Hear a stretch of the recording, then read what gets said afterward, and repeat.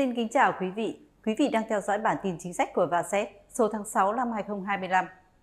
Thưa quý vị, hơn 2 tháng qua, Chính phủ và các bộ ngành đã có những chiến lược và chỉ đạo, cùng công tác chuyên môn của nhiều cơ quan khác nhau,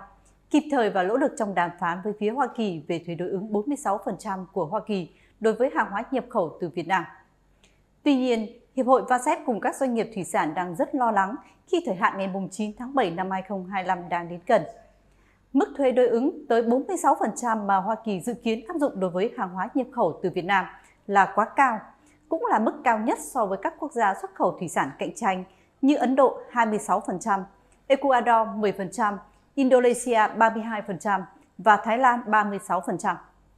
Bên cạnh đó, hai sản phẩm thủy sản chủ lực của Việt Nam là tôm và cá tra, trong hơn 20 năm qua đã gánh nhiều rào cản thuế quan khác từ phía Hoa Kỳ, bao gồm vụ kiện chống bán phá giá và vụ kiện chống trợ cấp giá,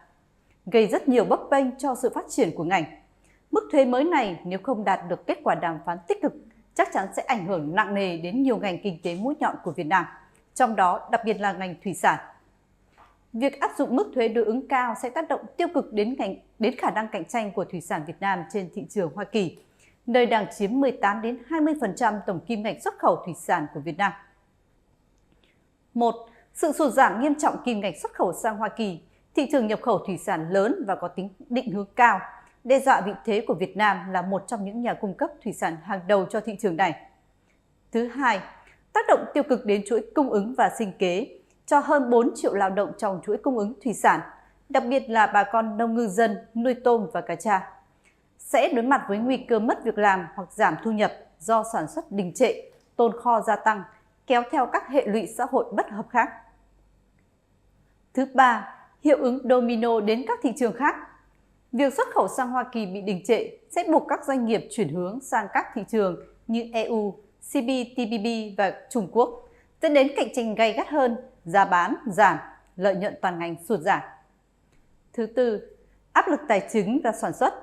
Các doanh nghiệp thủy sản, đặc biệt là doanh nghiệp vừa và nhỏ, sẽ đối mặt với tồn kho lớn, chi phí lưu kho tăng cao, gánh nặng lãi suất ngân hàng và nguy cơ phá sản nếu không tìm được thị trường thay thế kịp thời. Thứ năm, tác động đến kinh tế quốc gia. Sự sụt giảm xuất khẩu của ngành thủy sản với vị trí thứ 8 về kim ngạch xuất khẩu đang đóng góp quan trọng vào GDP và ngoại tệ của Việt Nam sẽ ảnh hưởng đến tăng trưởng kinh tế và các ngành phụ trợ như thức ăn chăn nuôi, logistics và cảng biển. Quan ngại cho ngành thủy sản, một ngành kinh tế chủ lực đóng góp lớn vào kim ngạch xuất khẩu và sinh kế của hàng triệu lao động. Viasat đã gửi công văn số 101 ngày 17 tháng 6 năm 2025 báo cáo Thủ tướng Chính phủ, Ban Chính sách, Chiến lược Trung ương để đề nghị quan tâm xem xét và chỉ đạo tăng cường nỗ lực đàm phán với Chính phủ Hoa Kỳ để đạt được mức thuế đối ứng ở mức thuận lợi nhất có thể, nhằm duy trì khả năng cạnh tranh của sản phẩm Việt Nam trên thị trường Hoa Kỳ. Trong đó, phối hợp liên bộ, các bộ ngoại giao, công thương, nông nghiệp và môi trường và tài chính để xây dựng các lập luận và đề xuất cụ thể với phía Hoa Kỳ, nhấn mạnh tầm quan trọng của ngành thủy sản Việt Nam trong chuỗi cung ứng toàn cầu và tác động tiêu cực của thuế đối ứng cao đối với quan hệ thương mại song phương giữa Việt Nam và Hoa Kỳ.